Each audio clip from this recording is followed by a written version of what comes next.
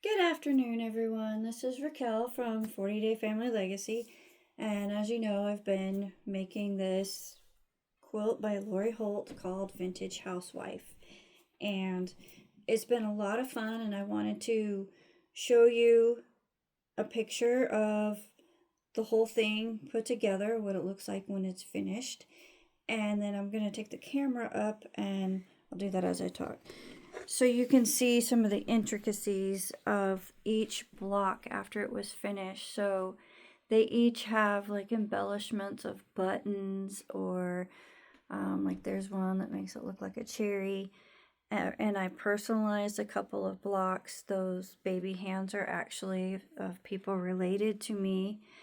And then this is the cover, the title of my book, and all of these little buttons on here were it just makes it so much more intricate and pretty to look at. I had to cover up the picture on my television because it's family members that do not want to be on social media. So we're going to respect that. And then the cleaning block and the sewing block. And then here's the clothesline block. Each of the clothes, as you can see, they have buttons and other embellishments.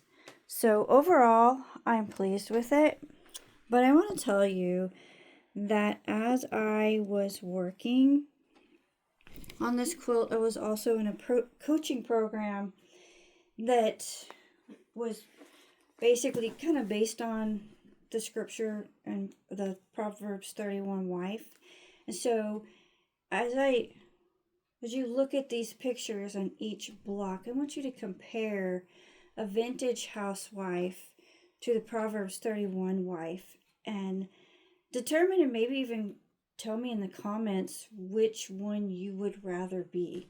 So the vintage housewife, we're just think of like the 50s and 60s. She was at home. She did the cleaning, the ironing, the baking, the canning, correspondence. She talked on the phone. They had a TV in the house by then, and she might have made some clothes, and then the laundry hanging up out on the line.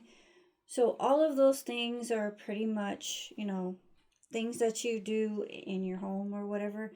But if you compare that to the Proverbs 31 wife, where it says, she's trustworthy, she's a positive influence, she's a hard worker, she's protective of her family, she plans for her family. And it even says that, she brings in things from afar, and she rises while it's light or yet night, and provides food for her household and a portion for her maidservants. Or in today's world, we would probably think of our kids, because lots of us don't have maids. So I just want you to think about that. And then her attitude, she's delightful, healthy, she cares about others, she's not selfish. And then she's applauded from her family, her husband, and God, and her own works. So I just encourage you to read Proverbs 31 for yourself. I really don't want to take the time to do that, and I want you to just imagine the vintage housewife compared to the Proverbs 31 wife, and just let me know which one would you want to be. For those of us who are wives, I'm sure I'll have other projects for, I have a new one that I'm starting to work on, and I'll give you some insight on that in the next video probably. But for now, I just want you to think about being, or if you're not a Proverbs 31, what would it take for you to become a Proverbs 31 wife? For me, that's the one I'm chosen, that I would rather be a Proverbs 31 wife rather than a vintage housewife. But my hat's off to Lori Holt for creating this pattern. It's a beautiful pattern. Her fabric is beautiful, and I enjoyed every minute of it. Well, maybe not the cutting out part. That's my least favorite part about quilting. So anyway, I hope you all have a great day and happy family building.